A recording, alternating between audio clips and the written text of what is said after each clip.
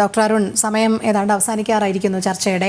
ഏറ്റവും ഒടുവിലായി താങ്കൾക്ക് നൽകാൻ കഴിയുന്ന ഒരു സന്ദേശം എന്താണ്? ഈ സോഷ്യൽ മീഡിയ ഇടങ്ങൾ കൈകാര്യം ചെയ്യുന്നവർ ഏതു രീതിയിലായിരിക്കണം?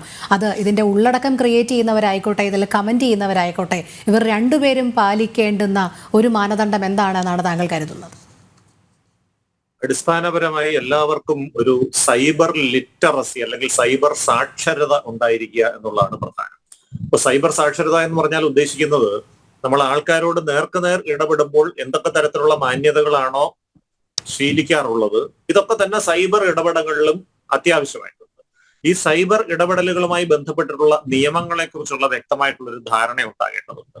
നമ്മൾ നടത്തുന്ന ഒരു കണ്ടന്റ് അത് ജനോപകാരപ്രദമായതുകൊണ്ടാണ് നമുക്ക് സ്വീകാര്യത കിട്ടുന്നത്. അങ്ങനെയാണ് സ്വീകാര്യത കിട്ടേണ്ടത്. അങ്ങനെയാണെങ്കിൽ മാത്രമേ ആ കിട്ടുന്ന സ്വീകാര്യത ശാശ്വതമാവുകയുള്ളൂ, അതൊരു സാമൂഹ്യ അംഗീകാരത്തിലേക്ക് പരിവർത്തനം ചെയ്യപ്പെടുകയുള്ളൂ. അല്ലാതെ കേവലം കുറച്ച് സെൻസേഷൻ സൃഷ്ടിക്കാൻ വേണ്ടിയിട്ട്, താൽക്കാലികമായിട്ട് കുറച്ച് പണം കിട്ടാൻ വേണ്ടിയിട്ട്, കുറച്ച് വ്യൂവേഴ്സിനെ കിട്ടാൻ വേണ്ടിയിട്ട് നമ്മളൊരു കണ്ടന്റ് ക്രിയേറ്റ് ചെയ്ത് കഴിഞ്ഞാൽ അത് ദീർഘകാല അടിസ്ഥാനത്തിൽ നമുക്ക് മാത്രമല്ല ലോകത്തിനും ഗുണകരമല്ലാത്തൊരു സംഗതിയായി മാറും എന്നുള്ളൊരു തിരിച്ചറിവ് എല്ലാവർക്കും ഉണ്ടാകേണ്ടതായിട്ടുണ്ട്.